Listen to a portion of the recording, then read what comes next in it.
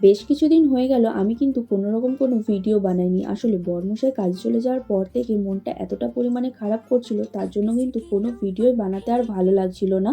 আর বরমশাই কাজে চলে যাওয়ার পরেই কিন্তু আমি এসেছিলাম মায়েদের বাড়ি। মায়েদের বাড়ি এসেছি ২-৩ দিন হয়ে গেল, তাও কিন্তু কোনো ব্লগ ভিডিও বা শর্ট ভিডিও বানাইনি। তো অনেকদিন পরই আবার রেডি হয়েছিলাম একটু শর্ট ভিডিও বানাবো বলে।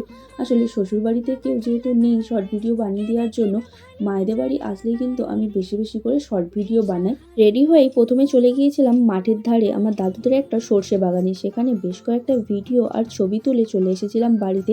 বাড়িতে এসেও কিন্তু বেশ কয়েকটা ভিডিও বানিয়ে নিয়েছি। আর এখন কিন্তু ভিডিও বানানো আমাদের হয়ে গেছে। আর এদিকে কিন্তু মানু নাচানাচি শুরু করে দিয়েছে। তারপর কিন্তু সন্ধ্যেবেলা চলে গিয়েছিলাম বাজারে। আসলে আমাদের বাড়িতে একটা নতুন সদস্য এসেছে, সেটা তোমরা পরের ব্লগ ভিডিওতে মানে বড় ভিডিওতে দেখতে পাবে। আর তারপর রাত্রে মা কিন্তু বানিয়েছিল চাল ভাপা, যেটা আমার প্রিয় খাবার।